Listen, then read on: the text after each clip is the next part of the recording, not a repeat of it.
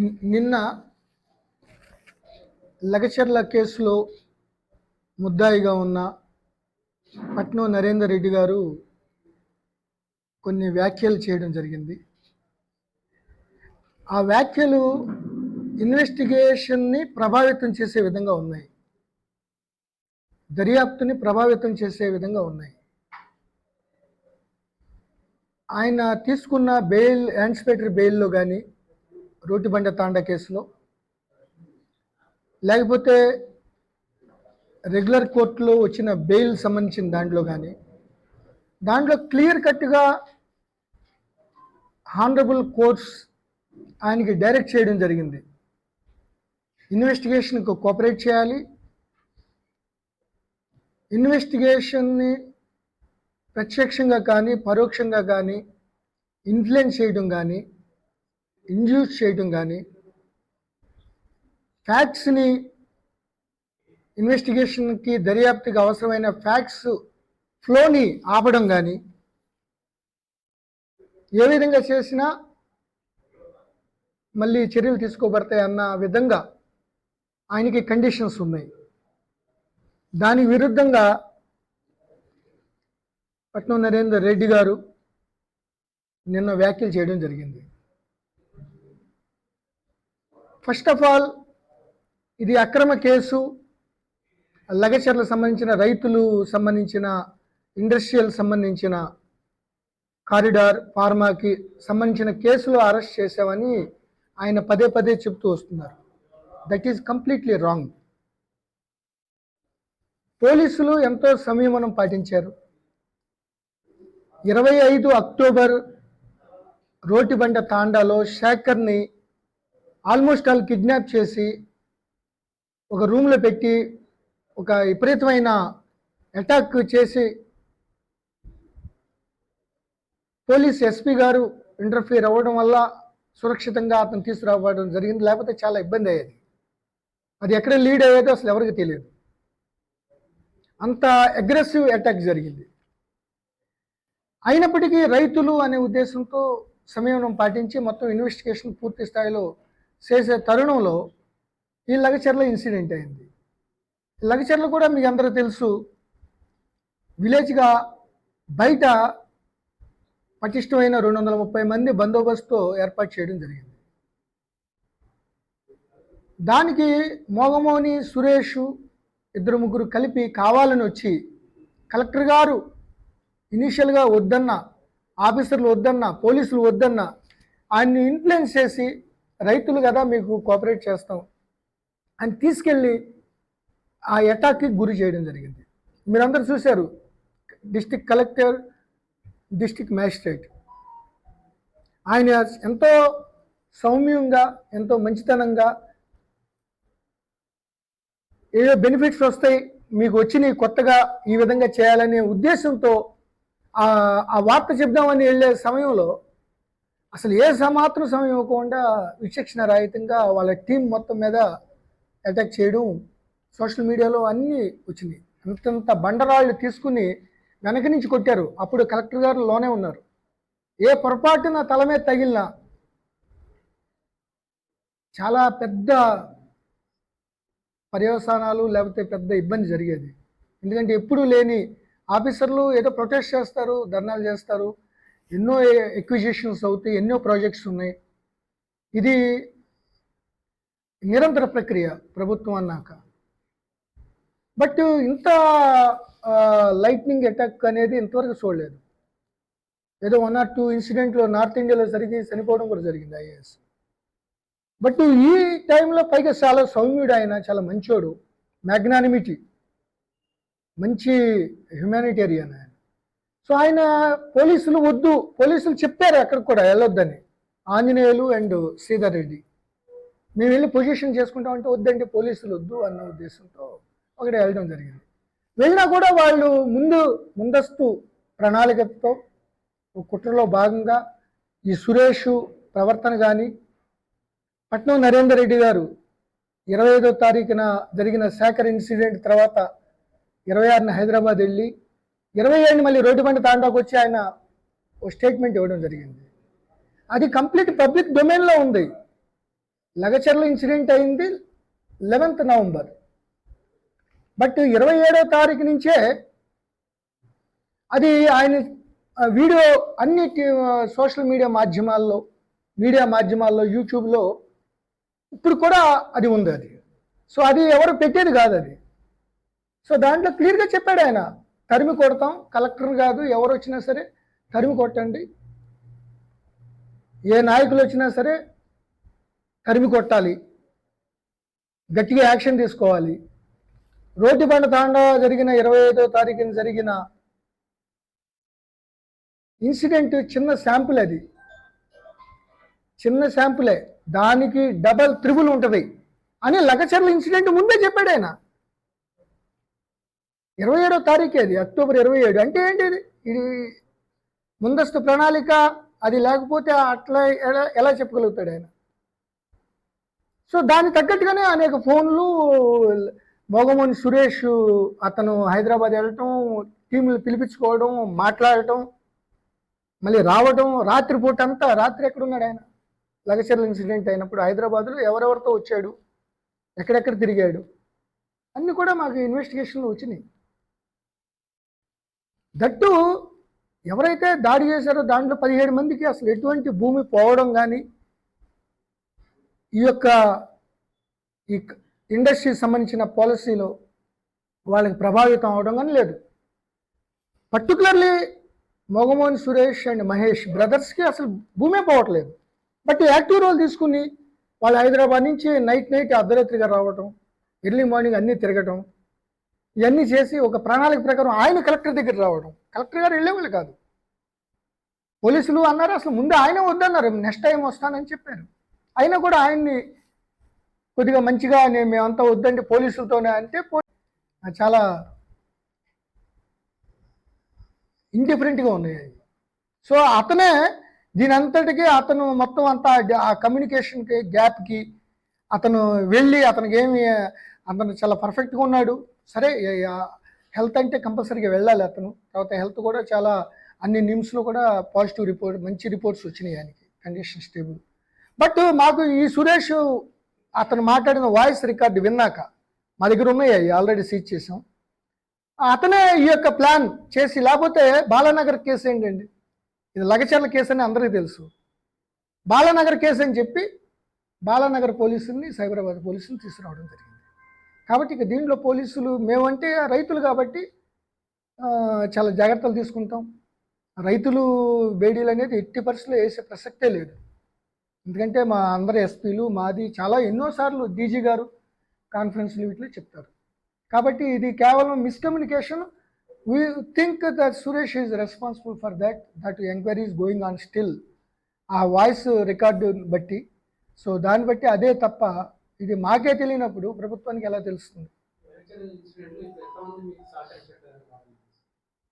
నేను పట్నం నరేందర్ రెడ్డి గారు, మోగమోని సురేష్, సో ఇంకొక నలుగురిని మన కస్టడీకి తీసుకుంటున్నాం. దాంట్లో లిక్కర్ ఎక్కడి నుంచి వచ్చింది, ఆ రోజు కొంత లిక్కర్ రావడం జరిగింది. సో దాంతోపాటు ఇంకా ఈ ముందస్తు 1 or 2 days ముందు ఏ విధమైన ప్లాన్ జరిగింది, ఏదైతే అతను హైదరాబాద్లో మణికొండ నుంచి ఎవరెవరు వచ్చారు, రాత్రిపూట మోటార్ సైకిల్ ఎలా వచ్చినాయి, ఇవన్నీ కూడా మా ఇన్వెస్టిగేషన్ తేలినాయి. సో ఇవన్నీ కూడా మేము అన్నీ తీసుకుంటాం. కంపల్సరీగా ఇన్వెస్టిగేషన్ కోఆపరేట్ చేయాల్సిందే. చేయకపోతే బెయిల్ క్యాన్సిల్కి మేము పట్నం నరేందర్ రెడ్డి గారికి ఇమీడియట్గా, ఇప్పుడు ఉన్న ఇన్ఫర్మేషన్ సఫిషియెంట్, బట్ ఆయన కంపల్సరీగా పాస్వర్డ్ చెప్పాల్సి ఉంటుంది. ఎందుకంటే దాంట్లోంచి చాలా కాల్స్ వెళ్ళినాయి. సో ఆల్రెడీ ఇన్ఫర్మేషన్ ఉంది, దాన్ని సబ్స్టాన్షియేట్ చేయడానికి.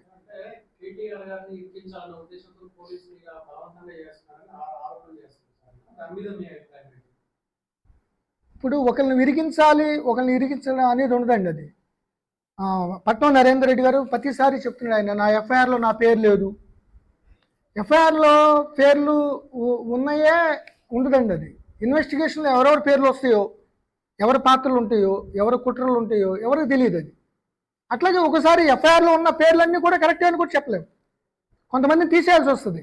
ఏదైనా కూడా పటిష్టమైన టెక్నికల్ ఎవిడెన్సు, ప్రత్యక్ష పరోక్ష ఎవిడెన్సులతో ఉన్న దర్యాప్తు ప్రకారం షార్ట్ షీట్ వేసేటప్పుడు లేకపోతే అరెస్ట్ చేసేటప్పుడు ఎవరి యొక్క పాత్ర ఉంది ప్రత్యక్షంగా పరోక్షంగా. ఇప్పుడు ఎవరో ఒక ఆయన ఎక్కడో వెళ్ళి ఒక మర్డర్ ఎక్కడి నుంచో పెట్టి ఆపరేట్ నలుగురిని పంపిస్తాడు సుఫారీ ఇచ్చి, ఎఫ్ఐఆర్లో లేదంటే అతను ఎట్లా నలుగురిని అరెస్ట్ చేసామంటే మెయిన్ అక్యూజ్డ్ ఆయనే. ఇప్పుడు నేను ఎఫ్ఐఆర్ లేకపోవడం ఏంటి, 27వ తారీఖున ఆయన మాట్లాడే తీరు కొట్టండి, అది చిన్న శాంపులే, దీనికి 4 రెట్లు ఉంటుంది. సేకరణ చేసిన ఇన్సిడెంట్ అంటే ఏంటి అర్థం? సేకరణ ఇన్సిడెంట్ మీరందరూ చూసే ఉంటారు, ఎంత వైలెంట్గా ఉంది అది. దానికి 4 రెట్లు అంటే ఏంటి అర్థం? సేమ్ రియాలిటీలో తెలిసిపోయింది. లగచర్లలో లేకపోతే కలెక్టర్ గారు ఎన్నో చూసాం. నేను పోలవరం, నేను additional SP operations east Godavari చేశాను 3 ఏళ్ళు. అక్కడ కూడా భూపతిపాలెం, పోలవరం బోర్డెన్ ప్రాజెక్టులు ఉన్నప్పుడు అక్కడ ట్రైబల్స్ వీళ్ళందరూ కూడా ఉన్నారు. కానీ ప్రొటెస్ట్ చేసేవాళ్ళు, సాయంత్రం వరకు చేసేవాళ్ళు, అడిగేవాళ్ళు, అలిగేవాళ్ళు, ఆర్గ్యుమెంట్లు ఉండేవి. ఇవి తీసుకెళ్ళిన వాళ్ళే, ధనా కొట్టేసింది వాళ్ళే, ఇంతంత రాళ్ళు. ఏ పొరపాటున తల తగిలితే ఏమైపోద్ది ఫ్యామిలీ? ఒక కలెక్టర్ గారు ఎంత చెడ్డ పేరు వచ్చేది రాష్ట్రానికి. లా అండ్ ఆర్డర్కి పోలీసు ఎట్లా ఉండేది అది. ఒక 2 మినిట్స్ ఆయన మంచి మనసుతో వెళ్ళాడు ముందు, మ్యాగ్నానిమిటీ, ఆయన హ్యుమానిటేరియన్ గ్రౌండ్స్తో. పొజిషన్ పోలీసును వాడకూడదనే దాన్ని ఫస్ట్ నుంచి కూడా పోలీసులు ఫోర్సు వాడకూడదనే దృక్పథంతోనే ప్రభుత్వం ఉంది. కలెక్టర్ గారు కూడా అదే అన్నారు. మేము పోలీసులు రోడ్డు బండ తాండాలో సేకరణ ఇష్యూలో కూడా మేము ఏదన్నా గట్టిగా ఉందంటే లేదండి, లేదు, రైతులు అంటే అది వాళ్ళకు కోపం ఉంటుంది, భూమి మీద ఇది ఉంటుంది, కాబట్టి మేము చెప్పుకుంటాం తప్ప మీరు పోలీసు గట్టిగా ఉండటం కానీ అట్లా ప్రత్యక్ష పరోక్షంగా మీ ఇంటర్ఫీరెన్స్ ఉండొద్దని చెప్పారు. బట్ ఇది చట్ట ప్రకారం మేము కేసు, ఆయన వీడియోలో ఉన్నాయి, ఆయన అటాక్ చేశారు. ఎంటైర్ రెవెన్యూ స్టాఫ్ స్టేట్లో టర్న్ డౌన్ చేయడానికి రెడీ అయిపోయింది. సో కలెక్టర్ గారు చాలా మంచి ఆయన, గుడ్ గవర్నెన్స్. కాబట్టి నా మీద అంత దెబ్బలు తగలలేదు, మీరేం పర్వాలేదు, మీరు వెళ్ళండి, మిగతా వాళ్ళకి దెబ్బలు తగిలినాయి, కానీ నా మీద ప్రయత్నమే జరిగింది అటాక్ అని చెప్పడం వల్ల అది ఒక ఉపద్రవం తగ్గింది. లేకపోతే చాలా ఇబ్బంది అయ్యేది. సో ఒక కలెక్టర్గా అలా జరిగితే ఇంకా what message you are giving? So definitely law and order విషయంలో, maintenance of law and order విషయంలో చట్టబద్ధంగా తీసుకునే చర్యల్లో ఎటువంటి ఎవరిని ఉపేక్షించేది లేదు, ఎటువంటి అలసత్వం ఉండదు, ఎంతటి వారినైనా ఉపేక్షించేది లేదు. డెఫినెట్గా will take action according to law. దీంట్లో లాస్ట్గా చెప్పాల్సింది ఏంటంటే అమాయకుల్ని ఎవ్వరూ భయపడక్కర్లేదు. అట్లాగే సేమ్ టైం దీంట్లో ప్రత్యక్షంగా పరోక్షంగా ఇన్వాల్వ్ అయిన వాళ్ళని ఎట్టి పరిస్థితులు వదిలిపెట్టేది లేదు.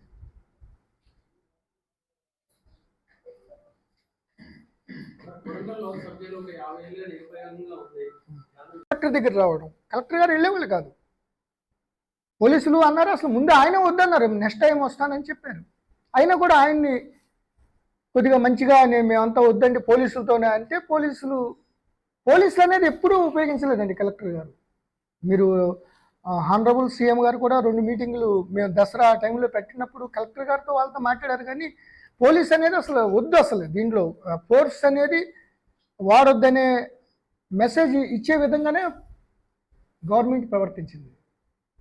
మా ఒక్కసారి కూడా మీరు ఇట్లా ఫోర్స్ పెట్టండి లేకపోతే ఇట్లా చేయండి అని అనలేదు. ఆ ఉద్దేశంతోనే కలెక్టర్ గారు పోలీస్ అనేది కాదు, ఇది సమయం రైతులకు సంబంధించిన విషయం కాబట్టి ఎట్టి పరిస్థితుల్లో కలెక్టర్ గారే వాళ్ళ కడ సంబంధించిన సెక్రటరీ గారు వాళ్ళు మాట్లాడతారు, కన్విన్స్ చేస్తారనే ఉద్దేశంతో పెట్టింది.